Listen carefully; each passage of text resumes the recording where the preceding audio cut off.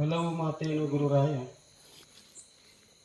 ನೀನೊಲಿದು ಪಾದವನಿಟ್ಟ ನೆಲವೇ ಸುಕ್ಷೇತ್ರ, ಜಲವೇ ಪಾವನ ತೀರ್ಥ, ಸುಲಭ ಶ್ರೀ ಗುರುವೇ ಕೃಪೆಯ. ಪ್ರಾತಸ್ಮರಣೀಯರಾದ ಪೂಜ್ಯ ಮಲ್ಲಿಕಾರ್ಜುನ ಮಹಾಶಿವಗಳಲ್ಲಿ ನಮಸ್ಕರಿಸಿ, ಎನ್ನ ಆರಾಧ್ಯ ಗುರುದೇವರಾದ ಪೂಜ್ಯ ಅಪ್ಪಗಳವರಲ್ಲಿ ಮನೆ ಮನೆಯದು. ಗುರುದೇವ ಸತ್ಸಂಗದ ಈ ದಿನ ಆಗಮಿಸಿ ನಮಗೆಲ್ಲ ಅನುಭವದ ಮಾತುಗಳನ್ನು ಆಡಿ ನಮ್ಮ ಮನ ಮುಟ್ಟುವಂತೆ ಸುಂದರವಾಗಿ ನಮ್ಮೆಲ್ಲರಿಗೂ ಸಹಿತ ಗುಣಪಡಿಸಿದ ವೇದಾಂತಾಚಾರ್ಯರು, ಅನುಭಾವಿಗಳು, ಸದಾ ಅವಸ್ಥೆಯಲ್ಲಿ ಇರುವ ಮಹಾನ್ ಜ್ಞಾನಿಗಳು ಹಾಗೂ ಸಾಧಕರಿಗೆ ಮಾರ್ಗದರ್ಶಕರು ಆಗಿರುವ ಪೂಜ್ಯ ಸಹಜಾನಂದಪ್ಪಗಳವರಲ್ಲಿ ನಮಸ್ಕರಿಸಿ, ಅವರ ಶಿಷ್ಯರಾದ ಪೂಜ್ಯ ಕೃಷ್ಣಾವಧೂತ ಮಹಾಸ್ವಾಮಿಗಳವರಿಗೆ ನಮಸ್ಕರಿಸಿ, ನಮ್ಮ ಅಮ್ಮ ಅಕ್ಕ ಮಹಾದೇವಿಯವರಲ್ಲಿ ನಮಸ್ಕರಿಸಿ, ನಮ್ಮ ಶಾಸ್ತ್ರಿಯವರಲ್ಲಿ ನಮಸ್ಕರಿಸಿ, ಎಲ್ಲ ಸಂಗೀತ ಬಳಗದವರಿಗೂ ತಮಗೆಲ್ಲರಿಗೂ ಶರಣ. ಗುರುಗಳು ಒಂದು ಸುಂದರವಾದಂಥ ವಚನವನ್ನು ಅಲ್ಲಿ ಒಟ್ಟ ಹೇಳಿದ್ದೆ 3 ಮಾತು ಹೇಳ್ಯಾರ. ಎಷ್ಟು ಅದ್ಭುತವಾದ. ಒಂದನೇದು, ನಿನ್ನ ಈ ಜಗತ್ತನ್ನೆಲ್ಲ ನಿನ್ನ ಮಾಯೆ ಸುತ್ತ್ಯದ, ಆದರೆ ಭಗವಂತ ನಿನ್ನನ್ನು ನನ್ನ ಮನಸ್ಸು ಸುತ್ತ್ಯದ. ಇದು ಮೊದಲನೇ ಮಾತನ್ನು ಹೇಳ. ಎರಡನೇದ್ದು, ನೀ ಜಗತ್ತೆಲ್ಲ ತಿಳ್ಕೊಂಡಿರ್ಬೇಕು, ಆದರೆ ನಿನ್ನನ್ನು ನಾ ತಿಳ್ಕೊಂಡವ. ಇದು ಎರಡನೇ ಮಾತನ್ನು ಹೇಳ. ಮೂರನೇದ್ದು, ಆನೆ ಭಾಳ ದೊಡ್ಡದಿರ್ಬೇಕು. ಉದಾಹರಣೆ ಕೊಡ್ತಾರ ಏನು ಅಂದ್ರೆ, ಆನೆ ಭಾಳ ದೊಡ್ಡದಿರ್ಬೇಕು, ಆದ್ರೆ ಸಣ್ಣ ಕನ್ನಡಿ ಒಳಗೆ ಹೆಂಗೆ ಕಾಣ್ತದನೋ ಹಂಗೆ ನೀ ಭಾಳ ದೊಡ್ಡವಿರ್ಬೇಕು ಭಗವಂತ, ಆದ್ರೆ ನೀ ನನ್ನ ಮನಸ್ಸಿನೊಳಗೆ ಕಾಣ್ತ. ಇವು ಇಷ್ಟು ಮಾತನ್ನು ಹೇಳಿದರು. ಭಾಳ ಅದ್ಭುತವಾಗಿ ಗುರುಗಳು ನಮಗೆ ತಿಳಿಸಿಕೊಟ್ರು. ಭಾಳ ಸಂತೋಷ ಅನ್ನಿಸ್ತು. ಮತ್ತು ನಾವೆಲ್ಲ ಮಾಡೋದಾದ್ರೆ ಏನದ, ಇದನ್ನ ತಿಳ್ಕೊಳ್ಳೋದು. ನಿಮ್ಗೆ ಸತ್ಯವಾಗಿ ಗೊತ್ತಿರಲಿ, ಈ ಜಗತ್ತಿನ ಯಾವ ವಸ್ತುಗಳಲ್ಲಿ ಸುಖ ಸಂತೋಷ, ಯಾವುದ್ರಲ್ಲಿ ಸುಖ ಸಂತೋಷ. ನೀವು ಇಷ್ಟು ಜನ ಆದೇರಿ, ನಾ ಆನಂದವಾಗಿದ್ದೀನಿ ಅನ್ನೋರು ಯಾರಿದೆ? ನಾ ಸಂತೋಷವಾಗಿದ್ದೀನಿ ಅನ್ನೋರು ಯಾರಿದೆ? ನಾ ಸಾಕಷ್ಟು ದುಡ್ಡು ಗಳಿಸೀನಿ, ಇನ್ನೇನು ಆರಾಮಿರಬೇಕು ಅನ್ನೋರು ಎಷ್ಟು ಮಂದಿ? ನಾನು ಸಾಕಷ್ಟು ಹೊಲ ಐತಿ, ನಾ ಆರಾಮಿದ್ದೀನಿ ಅನ್ನೋರು ಎಷ್ಟು ಮಂದಿ? ದೊಡ್ಡ ನೌಕರಿ ಐತಿ, ಪಗಾರ ಸಾಕಷ್ಟು ಬರ್ತದೆ, ನಾ ಆರಾಮಿದ್ದೀನಿ ಅನ್ನೋರು ಯಾರೂ ಇಲ್ರಿ. ಈ ಜಗತ್ತಿನಾಗ ಮಾಯೆ ನಮ್ಮನ್ನು ಹಿಂಗೆ ಹಿಂಡ್ತದಲ್ಲ, ಹಿಂಗೆ ಸುತ್ತ ಹಾಕ್ತದಲ್ಲ, ಎಂದೂ ಸುಖವಾಗಿರಲ್ಲ. ಸುಖವಾಗಿರಾಕ ನಮಗೆ ಬಿಡಂಗನೇ ಇಲ್ಲ. ಯಾಕೆ ಬಿಡಂಗಿಲ್ಲ ಅಂತಂದ್ರೆ, ಅದನ್ನು ನಾವು ಹಿಡಿದ್ಬೇಕು. ಈಗ ಅದು ನಮಗೆ ಬಿಡೋದು. ನಾವು ಯಾವುದನ್ನು ಹಿಡಿಬೇಕಾಗಿತ್ತೋ ಅದನ್ನು ಹಿಡಿದಿಲ್ಲ, ಯಾವ್ದು ಹಿಡಿಬಾರ್ದಾಗಿತ್ತೋ ಅದು ಹಿಡಿದ್ವಿ, ಅದು ನಮ್ಗೆ ಬಿಡುವತ್ತಾಗ. ಅದಕ್ಕೆ ಅಪ್ಪುಗಳೊಂದು ಭಾಳ ಸಣ್ಣ ಕಥೆ ಹೇಳ್ತಿದ್ರು. ಅಪ್ಪುಗಳು ಹೇಳ್ತಿದ್ರು, ಚಳಿಗಾಲದ ಕಾಲ ಅವಾಗ ನದಿ ದಂಡಿಗೆ ಒಂದು 4 ಮಂದಿ ಕಾಸ್ಕೊಂತ ನಿಂತಿದ್ರಂತ. ಲೈಟ್ ಬಂದ್ಬಿಡ್ಲಿಲ್ಲ, ಇನ್ನ ಲೈಟ್ ಬಂದ ಬಸ್ ಹೊಡಿಬೇಕಂತ ಬೆಳಗ್ಗೆ ಹೋಗಿ ನಿಂತಿದ್ರು. ನಿಂತಾಗ ಹೊಳೆಯಾಗಿಂದ ಒಂದು ಕಂಬಳಿ ಬಂತು. ಆ ಹುಡುಗರು ಹೇಳ್ತಿದ್ರು, ಸುಂಕುದ್ರಿ ಒಂದು ಕಂಬಳಿ ಹೊಂಟಿತ್ತಂತ. ಬಂದಂತ ಕಂಬಳಿ, ಎಂತ ಚಲೋ ಕಂಬಳಿ ಐತಿ, ಥಂಡ್ಯಾಗ ಹೊಚ್ಕೊಳಕ್ ಚಲೋ ಆಗತೈತಿ ಅಂತ. ಇನ್ನೊಬ್ಬ ಬಂದಂತ ಕಸ್ಕೊಳಕತ್ತೀವಿ, ಆರಾಮದ್ವಿ, ನಮ್ಗೆ ಬೇಡ ಅಂತ. ಒಬ್ಬ ಬಂದಂತ ಇಂಥ 10,000-2,000 ರೂಪಾಯಿ ಕಂಬಳಿ ಸುಮ್ಮ ಹೋಗ್ತದ, ಹೋಗಿ ತೊಗೊಂಡ್ರೆ ಬರ್ತೇನೆ ಅಂತ ಜಿಗಿದು ಈಸ್ತಾ ಹೋಗಿ ಅವ್ನು ಹಿಂಗೆ ಹಿಡ್ದಂತ ನೋಡಿದ ಕರಡಿತ್ತ. ಕರಡಿತ್ತು. ಆ ಕರಡಿ ಇವನು ಹಿಡಿತ, ಇವ್ ಅದನ್ನ ಹಿಡಿಕ್ ಹೋಗಿದ್ದ, ಅದ ಇವನು ಹಿಡಿತ. ಅವಾಗ ಬರ್ರಿ ಅಂತ ಚೀರಿದ. ಅವ್ರ್ಯಾಕೆ ಬರಕ್ ಹೋಗ್ತಾರ, ಕರಡಿ ಹಾಕ್ತೀವಿ. ಹಂಗ ಪ್ರಪಂಚ ನಾವು ಹಿಡಿತೇವಿ, ಸ್ವಲ್ಪ ಹಿಡಿದ್ರೆ ಸಾಕು, ಅದು ನಮ್ಗೆ ಪೂರ್ತಿ ಹಿಡಿತದೆ. ಹಿಡಿದು ಒಮ್ಮೆ ಒಳಗೆ ಹೋಗಿತ್ತು ಅಂತಂದ್ರೆ ನಮ್ಗೆ ಎಂದೂ ಹೊರಗೆ ಬರಕ್ಕಾಗ. ಇಷ್ಟು ಮಂದಿ ಅದರಿ ಸನ್ಯಾಸಿ ದೀಕ್ಷಾ ಕೊಡ್ತೀವಿ, ನಾಳೆ ಎಷ್ಟು ಮಂದಿ ಬರ್ತೀವಿ ಅಂದ್ರೆ ಎಷ್ಟು ಮಂದಿ. ಮತ್ ನಿಮ್ದೇನೈತಿ ಮನ್ಯಾಗ? ಏನೂ ಇಲ್ರಿ ನಿಮ್ದು. ಇವತ್ತವಾದಂದ್ರೆ ನಮ್ದೇನದ? ಏನ್ ಕೊಟ್ಟು ಕಳ್ಸವ್ರದಾರ? ಯಪ್ಪ ನೀಟ್ ಗಳಿಸಿದ್ದೆ ತಗೊಂಡ್ ಹೋಗನವ್ರದಾರ? ಯಾರನವ್ರದಾರ ಹೇಳ್ರಿ? ಬಂಗಾರ ಹಲ್ಲಿದ್ರು ಸಹಿತ ಬಡದ್ ತಪ್ಪುತ್ತಾರ. ಮುಗಿನಾಗಿನು ಕೊಳ್ಳಾಗಿನು ಕಿವ್ಯಾಗಿನು ಎಲ್ಲ ತಪ್ಪುತ್ತಾರ. ಹಂಗ ನಮ್ಮನ್ನ ಹೊರಗೆ ಕಳಿಸ್ತಾರೆ. ಅದಕ್ಕೆ ಯಾವುದು ನಮಗಿಲ್ರಿ, ನಾವು ಅಂತೇವಿ ನಂದು ನಂದು ಅಂತ. ಯಾವುದು ನಮ್ದು ಇರೋದು ನಿಜವಾದದ್ದು ಒಂದೇ ಈ ಸತ್ಯ. ಈ ಅಧ್ಯಾತ್ಮ ಅನ್ನೋದೇನೈತಲ್ಲ, ಇದು ನಮ್ಮನ್ನು ಬದುಕಿಸ್ತದೆ, ಉಳಿಸ್ತದೆ. ಅದಕ್ಕೆ ಕಾಲಲ್ಲಿ ಕಲ್ಲು ಕಟ್ಕೊಂಡಾನ, ಸ್ವಂತಿಗೆ ದಂಡ ಕಟ್ಕೊಂಡಾನ. ಅಧ್ಯಾತ್ಮ ಅಂದ್ರೆ ಏನು? ನಮ್ಗೆ ಮುಳುಗು ಬಿಡಂಗಿಲ್ಲ. ಡೆಬ್ಬಿ ಕಟ್ಕೊಂಡಂಗ ಬೆನ್ನಿ ನೀರಿನಾಗ ಜಿಗಿದು ಡೆಬ್ಬಿ ಕಟ್ಕೊಂಡಂಗ ಅದು ಅಧ್ಯಾತ್ಮ. ಅದು ಮುಳುಗು ಬಿಡಂಗಿಲ್ಲ. ನಮ್ಗೆ ಕಲ್ಲು ಕಟ್ಕೊಂಡು ಜಿಗಿದ್ದೇವಲ್ಲ, ನಮ್ಗೆ ಎಳಕ್ ಬರ. ಕಲ್ಲು ಕಟ್ಕೊಂಡು ಜಿಗಿದಿದ್ರಿಂದ ಮ್ಯಾಲ ಎಳಾಕ್ ಆಗವತ್ತು, ಎದ್ದು ಬರಕ್ ಆಗವತ್ತು. ನಾವು ಅದ ನಾವು ಸ್ವಲ್ಪ ಡೆಬ್ಬಿ ಕಟ್ಕೊಂಡು ಜಿಗಿತಿದ್ದು ನೀರಿನಾಗ ಅಂತಂದ್ರೆ ಮುಳುಗು ಪ್ರಶ್ನೆನ ಇರ್ಲಿಲ್ಲ. ಅದಕ್ಕೆ ಅಧ್ಯಾತ್ಮ ಅಂದ್ರೆ ಏನು ಅಂತಂದ್ರೆ ಡೆಬ್ಬಿ ಕಟ್ಕೊಂಡು ನೀರಿನಾಗ ಜಿಗ್ಯಾವ ಡೆಬ್ಬಿ ಕಟ್ಕೊಂಡು ಜಿಗಿದ ಆರಾಮಾಗಿ ಜಿಗಿದು ಈಜಿ ಮತ್ ದಂಡಿಗೆ ಬರ್ತಾರೆ. ಅದ್ರ ಕಲ್ಲು ಕಟ್ಕೊಂಡು ಜಿಗಿದವ್ರು ದಂಡಿಗೆ ಬರ್ತಾರೇನ್ರಿ? ಆಗಂಗಿಲ್ಲ. ಎಷ್ಟು ಬೇಕಾಟ್ ಮತ್ತೆ ಅಲ್ಲಿ ನಿಮ್ಗೆ ಸಂತೋಷ ಅಂತ ಅನಿಸ್ತದೆ, ಏನು ದುಃಖನ ಅನಿಸ್ತದೆ. ಅದಕ್ಕೆ ಅಲ್ಲಂಪುರ ದೇವರು ಭಾಳ ಚಲೋ ಹೇಳ್ತಾರೆ, ಸಾಸಿವೆ ಎಷ್ಟು ಸುಖಕ್ಕೆ ಸಾಗರದಷ್ಟು ದುಃಖ ನೋಡ್ತಾರೆ. ಎಷ್ಟು ಅದ್ಭುತವಾದಂತ ಮಾತಾಡ. ಇದು ಇಷ್ಟಿರೋದು. ಅದಕ್ಕೆ ಆ ದುಃಖ ಅನ್ನೋದೇನದಲ್ಲ, ಅದನ್ನ ನಾವು ಕಡಿಮೆ ಮಾಡ್ಕೊಳ್ಳೋನು. ಪೂರ್ತಿ ನಮಗೆ ರೋಗದಿಂದ ಇರುವತಕ್ಕ ಸ್ವಲ್ಪ ಕಡಿಮೆ ಮಾಡ್ಕೊಳ್ಳೋದು ಅಂದ್ರೆ ಇಂಥ ಸತ್ಸಂಗದಾಗ ಭಾಗವಹಿಸ. ಹಲೋ, ಸತ್ಸಂಗಗಳೇನು ಮಾಡ್ತಾವ ಅಂತಂದ್ರ ಇಂತಹ ಸಂಬಂಧಗಳೇನದಾವ, ಈ ಆತ್ಮ ಸಂಬಂಧವನ್ನೇನದಲ್ಲ ಅದನ್ನ ಒಂದು ದೇಹದ ಬಗ್ಗೆ ಇರುವಂತ ಏನು ನಮ್ಮಲ್ಲಿ ದೇಹ ಭಾವ ಅದಲ್ಲ, ಆ ದೇಹ ಭಾವವನ್ನು ಕಡಿಮೆ ಮಾಡ್ತೀವಿ, ಆತ್ಮ ಭಾವವನ್ನು ಹೆಚ್ಚಿಗೆ ಮಾಡ್ತೀವಿ. ನಾನು ದೇಹ ಅಲ್ಲ. ಗುರುಗಳು ಎಷ್ಟು ಚಲೋ ಹೇಳಿದ್ರು. ಇದೆಲ್ಲ ಜಗತ್ತೆಲ್ಲ ಭಗವಂತನಿಂದಲೇ ನಡೆದ. ನಮ್ಮಿಂದ ಏನ್ ನಡೆದದ? ನಮ್ಮಿಂದ ಏನ್ ನಡ್ಯಾಕ್ ಸಾಧ್ಯ? ಮನಿ ನೀಡಂಗಿಲ್ಲ. ನಮ್ಮ ಮನ್ಯಾಗ ಬೈತಿರ್ತಾರೆ ಹೆಣ್ಮಕ್ಳು, ನಿನಗೆ ಬುದ್ಧಿಲ್ಲ, ನಿನಗೆ ತಿಳಿಯಂಗಿಲ್ಲ ಅಂದಿಲ್ರಿ. ಸಲ ಅಂದ್ರು ಸಹಿತ ನಾವು ಇನ್ನೇನು ಮನ್ಯಾಗ ಇರಬಾರ್ದ ತಂದೇವೇನು ಇಲ್ಲ. ನಮ್ಗ ಏನೂ ನಡ್ಸಾಕ ಬರುದವ್ರು ನಮ್ ದಂಧೆ ಎಲ್ಲಾ ಐತಿ ಅಂತ ಅಂತೇವಿ. ಅವೆಲ್ಲ ಬಲ್ಲ. ಆದ್ರೆ ನಾ ಮಾಡಿದೀನಿ ಅಂತೇಳಿ ಅಲ್ಲ. ಅದಕ್ಕೆ ಹಕ್ಕುಗಳು ಯಾವಾಗಲೂ ಹೇಳ್ತಿದ್ರು, ಸೂರ್ಯ ಎಷ್ಟೋ ಲಕ್ಷ ಕೋಟಿ ವರ್ಷಗಳಿಂದ ಬೆಳಕಾಗ ಕೊಡಕತ್ತ, ಆದ್ರೆ ಒಂದು ಬಿಲ್ಲು ಕೇಳಿದ್ರು. ಕೇಳೇನ್ರಿ? ಭೂಮಿ ಲಕ್ಷ ವರ್ಷಗಳಿಂದ ಬೆಳೀತಾ ಅದ, ನಮ್ಗೆ ಅನ್ನವನ್ನು ಕೊಡ್ತಾ ಅದ. ಆದ್ರೆ ಒಂದು ದಿವಸ ಅದು ನನಗೆ ಇಟ್ಟು ಬೆಳೆದ್ದಿ, ಇಟ್ಟು ಕಬ್ಬ ನನಗೆ ಬೆಳೆದ್ದಿ, ಇಟ್ಟು ಕಬ್ಬ ತಗೊಂಡು ನನಗೆ ಇಟ್ಟು ಬಿಲ್ಲು ಕೊಡುವಂತ ಭೂಮಿ ಅಂತ. ಗಂಗೆ ಇಷ್ಟು ವರ್ಷ ಆಯ್ತು ಹರಿತಾ ಇದ್ದಾಳ ಕೃಷ್ಣ, ಆದ್ರೆ ಒಂದ್ ದಿವಸ ನಾವು ಕೃಷ್ಣಾಗ ಒಂದು ಬಿಲ್ಲು ಕೊಡ್ತೀವಿ, ರೊಕ್ಕ ಕೊಟ್ಟಿಲ್ಲ. ಗಾಳಿ ಇಟ್ಟೆಲ್ಲ ಬೀಸ್ತದ, ನಮಗೆಲ್ಲ ಹೋಗಿ ನಮ್ಗೆ ಮಣ್ಣು ಕರೋನಾದಾಗ ಗೊತ್ತಾಗಿತ್ತು ಆಕ್ಸಿಜನ್ ಕಿಮ್ಮತ್ ಏನದ.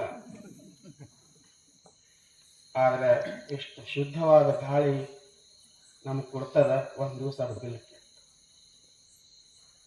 ಹಿಂಗೆಲ್ಲ ಇದ್ದಾಗ ಅವರೇ ಏನು ಕೇಳಲ್ದ ಇದ್ದಾಗ ನಾವು ಕೇಳಿ ಮಾಡಿ ನಮ್ದು ಅನ್ನೋದ್ರೊಳಗೆ ಏನ. ಅದಕ್ಕೆ ನಾವು ಅಧ್ಯಾತ್ಮ ಜೀವಿಗಳ ಪ್ರಪಂಚದಾಗಿದ್ರು ಪಾರಮಾರ್ಥ ಇಲ್ಲ. ನದ್ಯಾಗ ಬಿದ್ರೂ ಡೆಬ್ಬಿ ಕಟ್ಕೊಂಡು ಬೀಳೋದು, ಹಂಗ ಬೀಳಂಗಿಲ್ಲ. ನಾ ಆತ್ಮ ಸ್ವರೂಪಿ, ನಾ ದೇಹ ಸ್ವರೂಪಿ ಅಲ್ಲ. ದೇಹ ಇದು ಸಣ್ಣಾಗಿದ್ದಾಗ ಯೌವನದೊಳಗ ಮುಪ್ಪಾವಸ್ಥೆ ಬದಲಾಗ್ತದೆ. ನೀವು ಸಣ್ಣಗೆ ಹಂಗಿದ್ರೆ ಹಂಗೀಗಿಲ್ಲ. ಇನ್ನು ಮುಂದೆ ಮುಪ್ಪಾದ ಬಳಕ ನೀವು ಹಿಂಗಿರಂಗಿಲ್ಲ. ಅದು ಬದಲಾಕೋತಿರ್ತದ, ಬದಲಾಗೋದು ನಾ ಅಲ್ಲ. ಅಕ್ಕ ಅಪ್ಪೋದು ಹೇಳ್ತಿದ್ರು, ಯಾವ್ದು ಹೋಗೋದೈತಿ ಅದು ಹೋಗ್ತೈತಿ, ಯಾವ್ದು ಇರೋದೈತಿ ಅದು ಇರ್ತೈತಿ. ಇರೋದು ನಾನಂತ ತಿಳ್ಕೊಂಡು ಸಂತೋಷವಾಗಿರೋದೇನೈತಲ್ಲ ಅದು ನಿಜವಾದ ಜೀವನ. ಅದಕ್ಕೆ ನಮ್ಮ ಜೀವನವನ್ನ ನಾವು ಅಧ್ಯಾತ್ಮದ ಕಡೆಗೆ ಸಾಗಿಸ. ಅಧ್ಯಾತ್ಮ ಜೀವನ, ಅಧ್ಯಾತ್ಮ ಅಂದ್ರೆ ನಾ ಆತ್ಮ ಸ್ವರೂಪ, ಇದು ಅಧ್ಯಾತ್ಮ. ನಾನು ಬ್ರಹ್ಮ ಸ್ವರೂಪ, ನಾನು ಲಿಂಗ ಸ್ವರೂಪ, ನಾನು ಜ್ಯೋತಿ ಸ್ವರೂಪ, ನಾನು ಅಪರ ವಸ್ತು, ಪರಮಾತ್ಮ, ಪರಬ್ರಹ್ಮ, ಪರಶಿವ ನಾನು. ಈಗ ಗಡಿಗೆಗಳಿರ್ತಾವ, ಗಡಿಗೆಯೊಳಗೆ ಎಲ್ಲಾ ಗಡಿಗೆಗಳು ಒಂದು 100 ಗಡಿಗೆ ಅದಾವ. 100 ಗಡಿಗೆಯೊಳಗೆ ನೀರು ತುಂಬಿಟ್ಟ. ಮಧ್ಯಾಹ್ನ ಬಿಸಿಲ, ಸೂರ್ಯ ಎಲ್ಲಾ ಗಡಿಗೆಯೊಳಗೆ ಕಾಣ್ತಾನೆ, ಎಲ್ಲಾ ಗಡಿಗೆಯೊಳಗೆ ಸೂರ್ಯ ಕಾಣ್ತಾನೆ. ಗಡಿಗೆ ಆಕಾರ ಬೇರೆ ಬೇರೆ ಇರ್ಬೋದು, ಗಡಿಗೆ ಮಣ್ಣಿಂದ ಇರ್ಬೋದು, ಸ್ಟೀಲ್ದು ಇರ್ಬೋದು, ಪ್ಲಾಸ್ಟಿಕ್ದು ಇರ್ಬೋದು, ತಾಮ್ರದ ಇರ್ಬೋದು, ಕಂಚಿಂದ ಇರ್ಬೋದು. ಆದ್ರೆ ಎಲ್ಲಾ ಗಡಿಗೆಯೊಳಗೆ ಆ ಸೂರ್ಯ ಕಾಣ್ತಾನೆ. ಗಡಿಗೆಯೊಳಗೆ ಕಾಣುವಂತ ಸೂರ್ಯರೆಲ್ಲರೂ ಬೇರೆ ಬೇರೆನೆ, ಒಬ್ಬರ ಅಲ್ಲ. ಗಡಿಗೆಯೊಳಗೆ ಕಾಣುವಂತ ಸೂರ್ಯರೇನದಾರ ಎಲ್ಲರೂ ಬೇರೆ ಬೇರೆ ಸೂರ್ಯರೇ. ಗಡಿಗೆಯ ದೃಷ್ಟಿಯಿಂದ ನೋಡಿದರೆ ನಾವೆಲ್ಲರೂ ಬೇರೆ ಬೇರೆನೆ. ಆದರೆ ಮೇಲ್ ನೋಡಿದರೆ ಸೂರ್ಯ ಮಾತ್ರ ಒಬ್ಬ. ಹಂಗ ನಮ್ಮ ಜೀವನ ಏನೈತಲ್ಲ, ನಾವೆಲ್ಲ ಜೀವಿಗಳೇನಿದೇವಲ್ಲ, ನಾವು ಮನುಷ್ಯರೇನಿದೇವಲ್ಲ, ಜೀವ ಜಂತುಗಳೇನಿದೇವಲ್ಲ, ನಾವೆಲ್ಲರೂ ನೋಡಾಕೆಲ್ಲರೂ ಬೇರೆ ಬೇರೆನೆ. ನಾವೆಲ್ಲರೂ ನನ್ನಲ್ಲಿಯೂ ಆತ್ಮ ಅದ, ನಿಮ್ಮಲ್ಲೂ ಆತ್ಮ ಅದ, ನಾವೆಲ್ಲ ಬೇರೆ ಬೇರೆನೆ ಆತ್ಮ ಸ್ವರೂಪಿಗಳು. ಆದ್ರೆ ಹಿಂಗ ನೋಡಿದ್ರೆ ನಮ್ಮಲ್ಲೆಲ್ಲ ನೋಡಿದ್ರೆ ನಾವು ಬೇರೆ ಬೇರೆ ಅಂತ ಕಾಣ್ತೀವಿ. ಆದ್ರೆ ಪರವಸ್ತು ಪರಮಾತ್ಮ, ಆ ಪರಬ್ರಹ್ಮ ವಸ್ತುವನ್ನು ನಾವು ನೋಡಿದಾಗ ನಾವೆಲ್ಲರೂ ಒಂದು, ನಾವು ಬೇರೆ ಬೇರೆ. ಅದಕ್ಕೆ ನಿಮಗೂ ದುಃಖ ಆಯ್ತು ಅಂದ್ರೆ ನನಗೂ ಯಾಕೆ ದುಃಖ ಆಗ್ತದೆ ಅಂದ್ರೆ, ನನ್ನಲ್ಲಿರುವಂತ ಆತ್ಮ ನಿಮ್ಮಲ್ಲಿರುವಂತ ಆತ್ಮ ಒಂದೇ ಇರೋದು. ನಿಮಗೆ ಸಂತೋಷ ಆಯ್ತು ಅಂತಂದ್ರೆ ನನಗೂ ಯಾಕೆ ಸಂತೋಷ ಆಗ್ತದೆ ಅಂದ್ರೆ, ನಮ್ಮಲ್ಲಿರುವಂತ ಆತ್ಮ ನಿಮ್ಮಲ್ಲಿರುವಂತ ಆತ್ಮ ಒಂದೇ ಆಗಿರುವುದು. ಅದಕ್ಕೆ ನಾವೆಲ್ಲರೂ ಒಂದೇ ದಾರಿಗೆ ಪೋಲಿಸಿದ ಹೂವುಗಳಿರ್ತವೆ, ಒಂದೇ ದಾರಿಗೆ ಪೋಲಿಸಿದಂತ ಹೂವು. ಆ ಹೂವ ದಾರ ಇರುವವರೆಗೆ ಇರ್ತದೆ. ಹಂಗ ದಾರ ಅನ್ನುವಂಥ ಆತ್ಮ ನಮ್ಗೆಲ್ಲರನ್ನ ಒಂದು ಮಾತು. ಹಂಗ ನಾವೆಲ್ಲರೂ ಒಂದಾಗಿರೋದು. ಅದಕ್ಕೆ ಬಸವಣ್ಣವ್ರು ಹೇಳ್ತಾರ, ನೀ ಎಷ್ಟೇ ದೊಡ್ಡವಿರಪ್ಪ ಭಗವಂತ, ಆದ್ರೆ ನಿನ್ನ ಮನಸ್ಸಿನ ತುಂಬಿಕೊಳ್ಳುವಂಥ ಸಾಮರ್ಥ್ಯ ನಮ್ಮಲ್ಲಿ, ಅಂತ ಸಾಮರ್ಥ್ಯ ನಮ್ಮಲ್ಲಿ. ಯಾಕೆ ನನ್ನಲ್ಲಿ ಇರೋದು ಅದೇ, ನಿನ್ನಲ್ಲಿ ಇರೋದು ಅದೇ, ಎಲ್ಲಾ ಕಡೆಗೆ ತುಂಬಿಕೊಂಡಿರುವಂಥ ಪರಮಾತ್ಮ. ಎಲ್ಲ ಕಣಕಣಗಳಲ್ಲಿಯೂ ಭಗವಂತನ, ಗಿಡಗಳಲ್ಲಿ ಭಗವಂತನ, ಸಕಲ ಜೀವಾತ್ಮರಿಗೆ ಲೇಸನ್ನ ಬಯಸು. ಸಕಲ ಜೀವಾತ್ಮ ಅಂದ್ರೆ ಗಿಡ ಮರಗಳು ಹಿಡ್ಕೊಂಡು ಎಲ್ಲವೂ. ಕೂಡಲ ಸಂಗಮ ದೇವ ಎಂತ ವದನ ಅಂತಂದ್ರೆ ಸಕಲ ಜೀವಾತ್ಮರಿಗೆ ಲೇಸನ್ನ ಬಯಸುವ ನಮ್ಮ ಕೂಡಲ ಸಂಗಮ. ಸಕಲ ಜೀವಾತ್ಮರಿಗೂ ಒಳ್ಳೆಯದನ್ನೇ ಮಾಡುವ. ಅವತ್ತಿನ ರಕ್ಷಣೆ ಗುರುಗಳು ಎಷ್ಟು ಚಲೋ ಹೇಳ್ತಾರೆ, ನಮ್ಮ ರಕ್ಷಣೆ ಮಾಡುವವನೇ ಅವನೇ, ನಮಗೆಲ್ಲ ತಂದು ಹಾಕುವವನು ನಿಮಿತ್ತ ಮಾತ್ರ ನಾವು ದುಡಿತೇವೆ, ನಿಮಿತ್ತ ಮಾತ್ರ ನಾವು ಕೆಲಸ ಮಾಡ್ತೇವೆ. ಕೆಲಸ ಮಾಡೋ ಶಕ್ತಿಯು ಆ ಪರಮಾತ್ಮ, ಎಲ್ಲವೂ ಆ ಪರಮಾತ್ಮನ ಸ್ವರೂಪ. ಅದಕ್ಕೆ ಅಂಥ ಪರಮಾತ್ಮ ಸ್ವರೂಪವನ್ನು ಅರಿಯುವುದು, ತಿಳಿದುಕೊಳ್ಳುವುದು, ಅದಕ್ಕೆ ಸತ್ಸಂಗ ಬೇಕು. ಅದಕ್ಕೆ ಇಂಥ ಸತ್ಸಂಗವನ್ನು ನಾವು ಯಾವಾಗಲೂ ಮಾಡೋದು. ಇಲ್ಲಷ್ಟ ತಿಂಗಳಾಗ ಒಂದೇ ದಿವಸ ಅಂತ ಹೇಳಲ್ಲ, ದಿವಸ ನೀವು ಸತ್ಸಂಗಿಗಳ ಪ್ರತಿದಿನ ಹಾಕೋದೊಂದು ಪ್ರೋಚನ ಆಗೋದು. ಕುಂತು ಮನ್ಯಾಗ ಎಲ್ಲರೂ ಕೇಳೋದು, ಸುಮ್ಮನೆ ಕುಂತು ಕೇಳ್ಕೊಳ್ತೀವಿ. ಭಗವಂತನ ಸ್ಮರಣೆ ಯಾಕಾಗೋದು, ಎಲ್ಲರೂ ಮನ್ಯಾಗ ಕುಂದ್ರೋದು, ಶಿವಾಯ ನಮಃ ಅಂತೇಳಿ ಯಾಕೋದೊಂದು 10 ನಿಮಿಷ 15 ನಿಮಿಷ ಎಲ್ಲ ಹಾಕೋದು ಸತ್ಸಂಗಗಳು. ಇಂಥ ಸತ್ಸಂಗವನ್ನು ನಾವು ಮಾಡೋದು ದಿವಸ ದಿವಸ ಕ್ಷಣ ಕ್ಷಣ ಮಾಡಬೇಕಾಗ್ತದೆ. ಅಂಥ ಕಾರ್ಯವನ್ನು ಮಾಡೋದಕ್ಕಾಗಿಯೇ ಈ ಸತ್ಸಂಗ. ಗುರುಗಳು ಬಹಳ ಅದ್ಭುತವಾದಂಥ ಮಾತುಗಳನ್ನು ಹೇಳ್ತಾರೆ. ಅವರು ಬಹಳ ದೊಡ್ಡ ದೊಡ್ಡ ಸ್ವಾಮಿಗಳಿಗೆಲ್ಲ ಶಿಕ್ಷಣ ಕೊಟ್ಟ, ಅಧ್ಯಾತ್ಮದ ಜ್ಞಾನವನ್ನು ಕೊಟ್ಟ.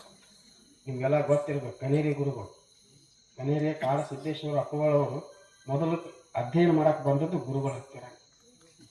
ಅವ್ರು ಹೇಳ್ತಾರೆ ಕನೇರಿ ಗುರುಗಳು, ನಾನು ಸಹಜಾನಂದ ಅಪ್ಪಗಳ ಶಿಷ್ಯರಿಗೆ ಮೊದಲಿಗೆ ಅಲ್ಲೇ ಇದ್ದೀನಿ ಅಂತ. ಅಂಥ ಶ್ರೇಷ್ಠ ಶ್ರೇಷ್ಠ ಗುರುಗಳಾದಂಥವ್ರಿಗೆಲ್ಲ ಮಾರ್ಗದರ್ಶಕರು, ಜ್ಞಾನವನ್ನು ನೀಡಿದಂಥವ್ರು ಗುರುಗಳು. ಅವರಿಗೆ ಜಗತ್ತಿನ ಭಾವ, ಜಗತ್ತಿನ ವ್ಯವಹಾರ ಅವ್ರಿಗೇನು ಸಂಬಂಧನೇ ಇಲ್ಲ. ಅವ್ರು ಸುಮ್ಮನೆ ತಮ್ಮ ಕೋಣಿಗಳು ಆರಾಮ, ಅವರು ಸಣ್ಣವ್ರ ಗುರುಗಳು ಪ್ರಸಾದ ತಂದು ಕೊಟ್ಟರೆ ಮಾಡ್ತಾರೆ, ಕೊಟ್ಟಿದ್ರೆ ಸುಮ್ಮನೆ ಅಂಥ ಅವಸ್ಥೆಯೊಳಗಿರುವಂಥವ್ರು ಗುರುಗಳು. ನಮಗೆಲ್ಲ ಭಾಗ್ಯ ಇಂಥ ಗುರುಗಳ ದರ್ಶನ ನಮ್ಗೆ ಆಗ್ತಾ ಇರ್ತದೆ. ಅವಾಗ ಪ್ರತಿ ರವಿವಾರ ಒಂದು ಸತ್ಸಂಗ ನಡೆಸ್ತಾರೆ ಆನ್ಲೈನ್ದೊಳಗೆ, ಅವ್ರ ಮಠದೊಳಗೆ. ಅಲ್ಲಿ ಕೇಳ್ಬೇಕಂತ ತತ್ವ ಇವರು ಹಿಂಗೆ ತಿಳಿಸಿಕೊಡುವಂಥ ಶಾಸ್ತ್ರಗಳನ್ನು ತಿಳಿಸಿಕೊಡುವಂಥ ಗುರುಗಳು ನಮ್ಮಲ್ಲಿ ಯಾರೂ ಇಲ್ಲ. ಶಾಸ್ತ್ರಾಧ್ಯಯನವನ್ನು ಚೆನ್ನಾಗಿ ಈ ಸಾಧಕರಿಗೆ ಮಾಡಿಸುವಂಥವರು ಇವ್ರನ್ನ ಬಿಟ್ಟರೆ ನಮ್ಮಲ್ಲಿ ಯಾರೂ ಇಲ್ಲ. ಅಂಥ ಶ್ರೇಷ್ಠ ಗುರುಗಳು ಇವತ್ತು ಆಗಮಿಸಿದರು, ನಮಗೆಲ್ಲ ಆಶೀರ್ವಾದವನ್ನು ಮಾಡಿದರು, ತಮ್ಮ ಅನುಭವದ ಧಾರೆಯನ್ನು ನಮಗೆಲ್ಲ ಉಳಿಸಿ. ಅವ್ರಿಗೆ ಎಷ್ಟು ಧನ್ಯವಾದ ಹೇಳಿದ್ರು, ಎಷ್ಟು ನಮಸ್ಕಾರಗಳು ಸಲ್ಲಿಸಿದ್ರು. ಆನಂತರ ನಾನು ನಿನ್ನೆ ಒಂದು ವಾರ ಪ್ರಯಾಗದಾಗಿದ್ದೆ. ಅದೊಂದು 2 ನಿಮಿಷ ನಿಮ್ಗೆ ಹೇಳ್ತೀನಿ. ಪ್ರಯಾಗಕ್ಕೆ ಹೋಗಿದ್ದೆ, ಒಂದು ವಾರ ಇದ್ದಿದ್ದು. ಕುಂಭಮೇಳ ಅಲ್ಲಿ ವ್ಯವಸ್ಥೆ ಭಾಳ ಅದ್ಭುತ. ಗಂಗಾ ನದಿಯೊಳಗೆ ನೀವು ಎಲ್ಲಿ ಬೇಕಾದಲ್ಲಿ ಜಿಗ್ರಿ, ಮೊಳಕಾಲು ಮಠ ಅವರು ಒಳಗೆ ಉಸ್ಕ ತೆಗಿ ಮಷಿನ್ ಇಟ್ಟಾರ, ಒಂದು 3-4. ಅದು ಎಲ್ಲಿ ತೆಗೆ ಬೀಳ್ತದೆ ಅಲ್ಲಿ ಉಸ್ಕ ಹಾಕ್ತದೆ ಪಟಕ್ನ ಅವಾಗ. ಎಷ್ಟೊಂದು ಅಲ್ಲಿ ಸರ್ಕಾರ ಕೊಟ್ಟಿದ್ದು ಒಂದು ಶೌಚಾಲಯ ವ್ಯವಸ್ಥೆ, ಒಂದು ರಸ್ತೆ, ಒಂದು ನೀರು, ಇಷ್ಟೇ ಅಲ್ಲಿ ಸರ್ಕಾರ ಮಾಡಿತ್ತು. ಉಳಿದಕ್ಕೆಲ್ಲ ಅಲ್ಲಿ ಮಠಾಧಿಪತಿಗಳು ಮಾಡ್ತಾರೆ. ಅಲ್ಲಿ ಎಂಥ ಮಠಾಧಿಪತಿಗಳು ಅಂತಂದ್ರೆ 20 ಎಕರೆ ಜಮೀನ್ದೊಳಗೆಲ್ಲ ದೊಡ್ಡ ದೊಡ್ಡ ಟೆಂಟ್ ಬರುತ್ತೆ. ಅವು ಎಂಥ ಟೆಂಟ್ ಅಂತಂದ್ರೆ ಮಳೆ ಬಂದರೂ ಸಹಿತ ಏನಾಗಬಾರ್ದು, ಗಾಳಿ ಬಂದರೂ ಸಹಿತ ಏನೂ ಆಗಬಾರ್ದು, ಅಂಥ ಟೆಂಟ್ಗಳು ಬರ್ತಾರೆ. ಅಲ್ಲಿ ಸಾವಿರ ಜನ ವಸ್ತಿ ಅಲ್ಲಿ ಇರ್ತಾರೆ. ಅಲ್ಲಿ ಹೋದ್ರಪ್ಪ ಅಂದ್ರೆ ಒಂದು ಸತ್ಸಂಗ ಹಾಲ ಸಿಗ್ತದೆ, ದೊಡ್ಡದೊಂದು ಸತ್ಸಂಗ ಹಾಲು, 10,000 ಜನ ಕುಂದ್ರ ಸತ್ಸಂಗ ಹಾಲೆಲ್ಲ ಸಿಗ್ತದೆ. ಅದ್ರ ಬಾಜುಕನ ಪ್ರಸಾದ ನಿಲಯ ಎಂಥದಂದ್ರೆ 10,000 ಜನ ಕುಂತು ಪ್ರಸಾದ ಮಾಡುವಂಥ ಪ್ರಸಾದ ನಿಲಯ. ಅಲ್ಲೇ ಒಂದು ಅವ್ರ ಮಂದಿರವನ್ನು ಮಾಡಿರ್ತಾರೆ. ಅವ್ರದ್ದೇನು ದೈವ ಆದ ಕುಲದೈವ, ಅವ್ರ ಮಠದ ಏನು ಗುರುಗಳಿದಾರ, ಗುರುಗಳದೊಂದು ಮಂದಿರ ಮಾಡಿರ್ತಾರೆ. ಮಂದಿರದೊಳಗೆ ಪ್ರತಿದಿನ ಬೆಳಿಗ್ಗೆ ಸಾಯಂಕಾಲ ಪ್ರಾರ್ಥನೆ ಮಾಡಿ ಬಂದವ್ರಿಗೆಲ್ಲರಿಗೂ ಹೆಂಗೆ ಕರೀತಾರೆ ಅಂತಂದ್ರೆ, ಆಜಾವ್ ಆಯಿಯೇ ಭೋಜನ್ ತಯಾರ್ ಹೈ, ಭೋಜನ್ ಕರ್ ಜಾಯಿ ಕರೀತಾರ. ಮೈಕ್ನಾಗ ಅನೌನ್ಸ್ ಮಾಡ್ತಾರೆ, ಬರ್ರಿ ಪ್ರಸಾದ ಬರ್ರಿ ಪ್ರಸಾದ ಮಾಡ್ಕೊಂಡು ಹೋಗಿ. ಒಬ್ರಿಗೂ ಇಬ್ಬರಿಗೆ ಅಂತ 10,000, 20,000, 30,000. ನೀವು ಪ್ರಯಾಗದೊಳಗೆ ಎಲ್ಲಿ ತಿರುಗಾಡಿದ್ರು ಸಹಿತ ಆ ಪ್ರಯಾಗದೊಳಗೆ ಒಂದು ನಿಮ್ಗೆ ಕಾಗದ ಸಿಗಲ್ಲ, ಅಷ್ಟು ಸ್ವಚ್ಛ. ಎಲ್ಲಿ ಬೇಕಾದಲ್ಲಿ ತಿರುಗಾಡ್ರು ಒಬ್ರು ಒಂದಕ್ಕೆ ಮಾಡಿದ ಜಾಗ ಸಿಗಲ್ಲ. ಒಬ್ರು ಶೌಚಾಲಯ ರಸ್ತೆ ಮೇಲೆ ಮಾಡ್ಯಾರ ಅಂತೇಳಿ, ರಸ್ತಾ ಬದಿಗೆ ಮಾಡ್ಯಾರ ಅಂತೇಳಿ ಅವ್ರು 1-1.5 ಲಕ್ಷ ಬರೀ ಶೌಚಾಲಯಗಳ ನಿರ್ಮಾಣ. ಎಲ್ಲಿ ಸ್ವಲ್ಪ ವಾಸನೆ ಬರಬೇಕಲ್ಲ ಶೌಚಾಲಯದ ವಾಸನೆ ಸಹಿತ. ಹಿಂಗೆ ಸಾಕಷ್ಟು ಗುರುಗಳು ಬಂದು ದೊಡ್ಡ ದೊಡ್ಡ ಪೆಂಡಲ್ಗಳನ್ನ ಹಾಕಿ ಅಲ್ಲಿ ಭಜನೆ. ಈ ಒಂದು ಕುಂಭದೊಳಗೆ ಒಂದು ಮಂಟಪದೊಳಗೆ ಒಂದು ಮಠದೊಳಗೂ ಸಹಿತ ಪ್ರವಚನ ನಡೆದಿಲ್ಲ ಅಂತಿಲ್ಲ. ಪ್ರತಿಯೊಂದರಲ್ಲಿಯೂ ಸಹಿತ ಅವ್ರು ಟೆಂಟ್ ಹೊಡೆದು ಒಂದು ವೇದಿಕೆ ತಯಾರು ಮಾಡಿ ಪ್ರವಚನ ಇಲ್ಲ ಅಂದ್ರೆ ಭಜನೆರ ಚಾಲು ಮಾಡಿರ್ತಾರೆ. ಎಲ್ಲರೂ ಕುಣ್ಕೊಂತ ಮಾಡ್ಕೊಂತ ಭಜನೆ ಮಾಡ್ತಾರೆ. ಆದರೆ ಒಂದು ದುರ್ದೈವ ಅಂತಂದ್ರೆ ನಮ್ಮ ಬಸವಣ್ಣ ಅಲ್ಲಿ ಎಲ್ಲೂ ಕಾಣ. ನಮ್ಮ ಲಿಂಗಾಯತ ದುರ್ದೈವದ ಅಂದ್ರೆ ಬಸವಣ್ಣವ್ರನ್ನ ಹೊರಗೆ ಬಿಡಬಾರ್ದು, ಇಲ್ಲೇ ಇರ್ಬೇಕು ನಾವು ಕೊಯ್ದು ಕರ್ನಾಟಕ. ದೇಶದ ಎಲ್ಲ ಗುರುಗಳವರ ಎಲ್ಲ ಅನುಭಾವಿಗಳ ಎಲ್ಲ ಬಂದದ ಅಲ್ಲಿ. ಆದ್ರೆ ಬಸವಣ್ಣವ್ರದೇ ಕರ್ನಾಟಕದ ತುಂಬೆಲ್ಲ ಬಸವಣ್ಣ, ಆದ್ರೆ ಕರ್ನಾಟಕದ ಹೊರಗೆ ಜೀರೋ. ಅಲ್ಲಿ ಯಾರೋ ಮಾಡ್ಬೋದಾಗಿತ್ತು, ದೊಡ್ಡ ಟೆಂಟ್ ಬಡೋದು, ಕರ್ನಾಟಕದ ಬಂದವ್ರು ವಸತಿ ವ್ಯವಸ್ಥೆ ಮಾಡಿಸ್ಬೋದಾಗಿತ್ತು. ಯಾರು ದೊಡ್ಡ ಟೆಂಟ್ ಬಡದು ಬಸವಣ್ಣವ್ರು ಎಲ್ಲ ಕಡೆಗೆ ಬ್ಯಾನರ್ಗಳನ್ನ ಹಾಕ್ಬೋದಾಗಿತ್ತು. ಅವರು ವಚನಗಳನ್ನ ಹಿಂದಿ ಒಳಗೆ ಎಲ್ಲ ಕಡೆ ಹಾಕ್ಬೋದಾಗಿತ್ತು. ಯಾರು ಇವ್ರು ಒಟ್ಟಾರೆ ಕರ್ನಾಟಕದಲ್ಲಿರುವಂಥ ಲಿಂಗಾಯತರಿಗೆ ಒಂದು ಏನದ ಅಂತಂದ್ರೆ ಬಸವಣ್ಣ ಇಲ್ಲೇ ಇರಬೇಕು, ನಮ್ಮ ಹತ್ತಿರ ಇರಬೇಕು, ಎಲ್ಲಿ ಬರಬೇಕು, ಬಿಡಬಾರ್ದು. 1200 ವರ್ಷ 900 ವರ್ಷ ಆಯ್ತು ಬಸವಣ್ಣ ಪಾಪನ ಕಾಲ ಕಟ್ಕೊಂಡು ನಮ್ಮ ಕರ್ನಾಟಕದಾಗ. ಅದನ್ನ ಆ ಕಡೆ ಎಳೆದಾಡಿ ಈ ಕಡೆ ಎಳೆದಾಡಿ ಹಿಂಗತ್ತೇಳಿ ಒಂದು ಪಾಪ ಜಾಲಾಡಿಸ್ಬಿಟ್ರು. ಅದಕ್ಕೆ ನನಗೇನು ಅನಿಸ್ತದ ಅಂತಂದ್ರೆ ಅಂಥ ಸ್ಥಳಗಳಲ್ಲಿ ಇಡೀ ಜಗತ್ತಿನ ಜನ ಬರ್ತಾರೆ. ಒಬ್ಬ ಹೆಣ್ಮಗಳ್ರಿ, ನಮ್ಮ ಅಕ್ಕ ಇದಾಳಲ್ಲ, ಇಷ್ಟು ಹೆಣ್ಮಗಳು ಒಬ್ಬಕ್ಕೆ ಹತ್ತಿರ ಸುತ್ತೆಲ್ಲ 500 ಜನ ವಿದೇಶಿ ಜನ. ಆಕೆ ಬರೀ ಭಜನೆ ಮಾಡಿಸ್ತಿದ್ರಿ, ಏನೋ ಹೇಳ್ತಿರ್ಲಿಲ್ಲ ಅವಳು, ಬರೀ ಭಜನೆ ಮಾಡ್ತೀವಿ. ಸಾಂಬ ಸದಾಶಿವ ಸಾಂಬ ಸದಾಶಿವ ಅಂತ ಭಜನೆ ಮಾಡ್ತಿದ್ರು. ಹರೇ ರಾಮ ಹರೇ ಕೃಷ್ಣ ಭಜನೆ ಮಾಡ್ತೀವಿ. ವಿಠಲ ವಿಠಲ ಭಜನೆ ಮಾಡಿಸ್ತಿದ್ರು. ದಿವಸಕ್ಕೆ 3 ತಾಸು, ಬೆಳಿಗ್ಗೆ 3 ತಾಸು, ಸಂಜೆ ಕಳಿಸಿ 3 ತಾಸು ಭಜನೆ ಮಾಡಿಸ್ತಾಡ್ರಿ ಬರೀ. ಆದ್ರೆ ವಿದೇಶಿಯವರು 500 ಜನ ಹೆಣ್ಮಕ್ಳು ಗಂಡ್ಮಕ್ಳು ಬರ್ತಾರೆ, ಭಜನೆ ಮಾಡ್ತಾರೆ. ವಿದೇಶಿ ಜನ. ಲಕ್ಷ್ಮೀ ಮಾತಾ ಅಂತ ಮುಕ್ತಿ ಮಾರ್ಗ ಅಂತ ಒಂದು ಮಾರ್ಗ ದಾರಿ ಹೆಸರೈತಿ. ಅಲ್ಲಿ ಒಳಗೆ 17-18ನೇ ಸೆಕ್ಟರ್ ಇಂಥ ಅದ್ಭುತ ಕೆಲಸ ಮಾಡಕತ್ತಾರ ನಮ್ಮ ಜನ. ಇಲ್ಲ ನಾನು ಒಂದು 2-5 ಲಕ್ಷ ಜನ ವಿದೇಶಿ ಜನ ಬರ್ತಾರೆ. ಬರೀ ಅವಳ ಹತ್ತಿರನೇ 500-600 ಜನ. ಹಿಂಗೆ ಅಲ್ಲಿ ಸಾಕಷ್ಟು ಜನ ಬರ್ತಾರಲ್ಲ, ಅಲ್ಲಿ ನಮ್ಮ ಬಸವನ ಎಲ್ಲಿಯೂ ಕಾಣಲಿಲ್ಲ. ಒಂದು ಸ್ಥಳದಾಗ ಮಧ್ಯಪ್ರದೇಶದೊಳಗೆ ಏಕಾತ್ಮ ಅಂತ ಒಂದು ಶಂಕರಾಚಾರ್ಯರ ಮೂರ್ತಿಯನ್ನು ಮಾಡ್ಯಾರ. ಆ ಮೂರ್ತಿ ಮಾಡಿದ್ದು ಮಧ್ಯಪ್ರದೇಶ ಸರ್ಕಾರ. ಅವರು ಬಸವಣ್ಣವ್ರಿಗೆ ಒಂದು ವಚನ ಹಾಕ್ಯಾರ. ಅದು ಅದ್ವೈತಕ್ಕೆ ಸಂಬಂಧಪಟ್ಟಂಥ ಒಂದು ವಚನ ಒಂದು ಸಣ್ಣದ ಒಂದಿಷ್ಟ ಮಾಡಿ ಹಾಕ್ಯಾರ. ರಾಜ್ಯದೊಳಗೆ ದೇಶದೊಳಗಿರಂತ ಎಲ್ಲ ರಾಜ್ಯದಲ್ಲಿ ಮುಖ್ಯಸ್ಥರು ಯಾರ ಗುರುಗಳು ಅವ್ರದ್ದೊಂದು ಹಾಕ್ಯಾರ. ಅದ್ರಾಗ 2-3 ದೇವರೆಂದು ಅನಬೇಡ, ಒಬ್ಬನೇ ದೇವರು ಅಂತ ಒಂದು ವಚನ ಹಾಕ್ಯಾರ. ಬಸವಣ್ಣ ಅಂತ ಇಷ್ಟ ಅಷ್ಟು ಬಿಟ್ಟರೆ ಬಸವಣ್ಣ ಎಲ್ಲೂ. ಅದಕ್ಕೆ ಇದೆಲ್ಲ ಆಗಬೇಕು ನಮಗೆ. ಪ್ರಯಾಗ ಅಂತಂದ್ರೆ ಅಲ್ಲಿ ಇಲ್ಲಂದ್ರೂ ಒಂದು ಈ ಸಲ ಒಂದು 35-40 ಕೋಟಿ ಜನ ಬಂದು ಹೋಗ್ತಾರೆ. ದಿವಸ ಕೋಟಿ ಜನ ಬರ್ತಾರೆ. ಎಂಥ ಭಕ್ತಿ ತುಂಬ್ಯಾರ ಅಲ್ಲಿ ಜನರನ್ನ ಅಂತಂದ್ರೆ ಅಜ್ಜರಿಗೆ ಭಾಳ ಗೊತ್ತದ, ನಮ್ಗೇನು ಗೊತ್ತಿಲ್ಲ ಭಾಳ. ಆದ್ರೆ ಇವರು ಪ್ರತಿ ವರ್ಷ ಹೋಗ್ಯಾರ. ಈ ವರ್ಷ ಅಟ್ಟ ಹೋಗಿಲ್ಲ ಅವರು, ಪ್ರತಿ ವರ್ಷ ಅವರು ಪ್ರಯಾಗದೊಳಗಿರ್ತಾರೆ. ಎಂಥ ಭಕ್ತಿ ತುಂಬ್ಯಾರ ಅಂತಂದ್ರೆ 10 ಕಿಲೋಮೀಟರ್ 20 ಕಿಲೋಮೀಟರ್ ತಲೆ ಮ್ಯಾಗ ವಜ್ಜೆ ಹೊತ್ಕೊಂಡು ಮುದುಕಿ ಬಂದು ಸಂಗಮ್ ಕಹಾ ಹೈ ಹಮ್ ಸ್ನಾನ ಕರ್ನಾ ಹೈ ಅಂತ. ಸಂಗಮದ ಬಗ್ಗೆ ಎಷ್ಟು ಚಲೋ ತುಂಬ. ನಮ್ಮನ್ನ ಕೂಡ ಸಂಗಮ ಐತಿ ಕರೆ ಯಾರು ತುಂಬ್ಯಾರ ಅದ್ರ ಬಗ್ಗೆ.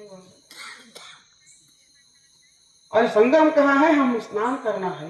ಮುದುಕರ್ರಿ ವಜ್ಜೆ ಹೊತ್ಕೊಂಡು ಬರ್ತಾರ 20 ಕಿಲೋಮೀಟರ್.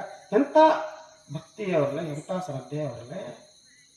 ನಮ್ಮಲ್ಲಿ ಕೂಡ ಸಂಗಮದಾಗ ಬಸವಣ್ಣ ಹೋದ ಅಂತಂದು ನಮಸ್ಕಾರ ಮಾಡಿ ಬರ್ತೇವೆ ಹೊರತಾಗ ಅವ್ನ ತೀರ್ಥಕ್ಷೇತ್ರ ಅಂತ ನಾವು ಎಲ್ಲಿ ನೋಡ್ತೀವಿ? ಇಲ್ಲ. ಅದಕ್ಕೆ ಈ ನಿಟ್ಟಿನೊಳಗೂ ನಾವು ಎಲ್ಲರೂ ಭಾಳ ವಿಚಾರ ಮಾಡಬೇಕಾದಂಥದ್ದು. ಜನರಲ್ಲಿ ಭಕ್ತಿ ತುಂಬಬೇಕೇ ಹೊರತು ವಿಚಾರ ಭಾಳ ತುಂಬೋದು ಅವಶ್ಯಕತೆ. ಭಕ್ತಿ ತುಂಬಬೇಕು. ಬಸವಣ್ಣ ವಿಚಾರವಾದಿ ಅಲ್ಲ, ಬಸವಣ್ಣ ಭಕ್ತಿ ಭಂಡಾರಿ. ಅಂತ ಭಕ್ತಿ ಭಂಡಾರಿ ಬಸವಣ್ಣನ ಭಕ್ತಿಯಿಂದ ನೋಡಿದೀವಿ ಅಂದ್ರೆ ವಚನಗಳ ಅರ್ಥ ಭಾಳ ಚಲೋ ಆಗ್ತದೆ. ಆ ದೃಷ್ಟಿಯಿಂದ ನಾವು ಆ ಪ್ರಯಾಗರಾಜದಾಗ ನೋಡಿದ್ದೀವಿ. ಭಾಳ ಜನ ಅಲ್ಲಿ ಪ್ರಸಾದಕ್ಕೆ ಕಡಿಮೆ ಇಲ್ಲ, ಇರಾಕ್ ವಸತಿ ಕಡಿಮೆ ಇಲ್ಲ. ತಿರುಗಾಡ್ಬೇಕಾದ್ರೆ ನೀವು 20 ಕಿಲೋಮೀಟ್ರು 30 ಕಿಲೋಮೀಟ್ರು ದಿವಸ ತಿರುಗಾಡಿದ್ರೆ ಎಲ್ಲಿ ಹೋದ್ರೂ ನಿಮ್ಮ ಕ್ಯಾ ಚಾಯಿ ಭೋಜನ ಕರೋಗಿ, ಪಾನಿ ಪಿಯೋಗಿ, ಶರಬತ್ ಕರೋಗಿ, ಚಾಯ್ ಪಿಯೋಗಿ. ಇಲ್ಲಿ ಏನೂ ಇಲ್ಲಂದ್ರೆ ಕೊನೆಗೆ 100 ರೂಪಾಯಿ ತಗೊಳ್ರಿ ತಿಳ್ಕೊಂಡ್ರೆ. ಎಂಥ ಗುರುಗಳವರೆಲ್ಲ. ಅಂತ ಯಾಗಕ್ಕೆ ನೀವು ಹೋಗಕ್ಕೆ ಸಾಧ್ಯ ಹೋಗಿ ಬರ್ರಿ. ಇನ್ನೂ ಐತಿ 26ನೇ ತಾರೀಕು ತನಕ ಎಷ್ಟು ಸಾಧ್ಯ ಅಷ್ಟು ಹೋಗಿ ಬರ್ರಿ. ಭಾಳ ಚಲೋ ಆಗ್ತದೆ. ಫೆಬ್ರವರಿ 26 ಸಾಧ್ಯ ಆದರೆ ಹೋಗಿ ಬರ್ರಿ. ಭಾಳ ಚಲೋ ಆಗ್ತದೆ. ನೋಡೋದೇ ಒಂದು ಹಬ್ಬ, ಅಷ್ಟು ಚಲೋ ಅದ ಅಂತ ಹೇಳ್ತಾ ಮುಂದಿನ ತಿಂಗಳು 22ನೇ ತಾರೀಕಿಗೆ ರವಿವಾರ ಬರ್ತದೆ. 26ನೇ ತಾರೀಕು ಮಹಾಶಿವರಾತ್ರಿ ಇರ್ತದೆ. ಅದೇ 26ಕ್ಕೆ ಅದಕ್ಕೆ 22ನೇ ತಾರೀಕು ಕಾರ್ಯಕ್ರಮವೂ ಆಗ್ತದೆ. ಆನಂತರ 26ನೇ ತಾರೀಕಿಗೆ ಮಹಾಶಿವರಾತ್ರಿ ಕಾರ್ಯಕ್ರಮವೂ ಇರ್ತದೆ. ಅದಕ್ಕೆ ಎರಡೂ ಕಾರ್ಯಕ್ರಮಗಳು ನಡೀತಾವೆ. ಆನಂತರ ಇದ್ರ ಜೊತೆಗೆ ನಮ್ಮ ಬಟಗುರ್ಕಿ ಸರ್ ಅವರು ಬಂದ ಅಣ್ಣವಳು ಅಂತ ಒಂದು ಪುಸ್ತಕ ಐತೆ, ಅವ್ರು ತಗೊಂಡು ಬಂದ. ಯಾರೇ ಓದಬೇಕು, ಅದು ಕವಿತೆಗಳನ್ನು ಓದ್ಕೊತಿರ್ಬೇಕು, ಸಾಹಿತ್ಯ ರಸಸ್ವಾದವನ್ನು ನಾವು ಮಾಡ್ತಾ ಇರಬೇಕು. ಅದಕ್ಕೆ ಅವರು ಬಟಗುರ್ಕಿ ಸರ್ ಅವರು ನನ್ನವಳು ಅಂತ ಒಂದು ಪುಸ್ತಕ, ಕವನ ಸಂಕಲನ ಭಾಳ ಚಲೋ, ಭಾಳ ಮಸ್ತ್.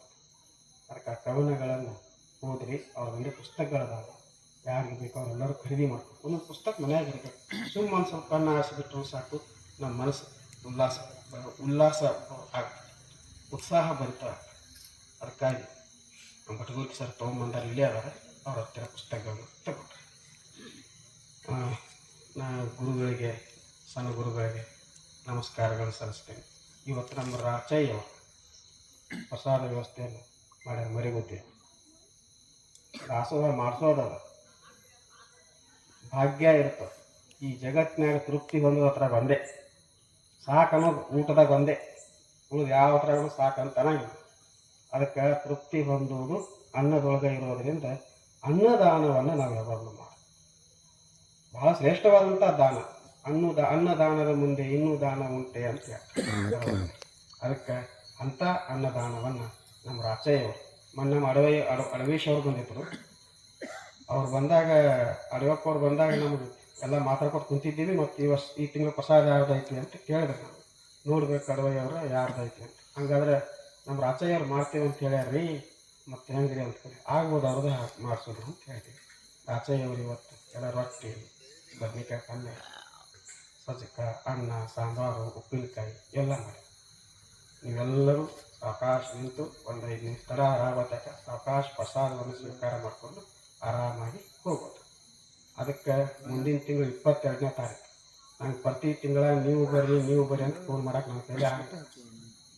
ನಾ ಯಾಕೆ ಮಾಡಬೇಕು ನಿಮಗೆ ಫೋನ್? ನೀವು ನಮಗೆ ಫೋನ್ ಮಾಡ್ಬೇಕು, ಯಾವಾಗ ಕಾರ್ಯಕ್ರಮ ಮಾಡ್ತೀರೋ ಇಲ್ಲೋ. ಈಗ ಹೆಂಗಾಗಿದೆ ಅಂದ್ರೆ ನಾ ಫೋನ್ ಮಾಡಬೇಕು, ಅಮ್ಮವ್ರೆ ತಯಾರಿದ್ದೀರೇನ್ರಿ, ಬರ್ತೀರೇನ್ರಿ ಅಂತ ನಾವು ಇವ್ರಿಗೆ ಫೋನ್ ಮಾಡ್ತೀವಿ.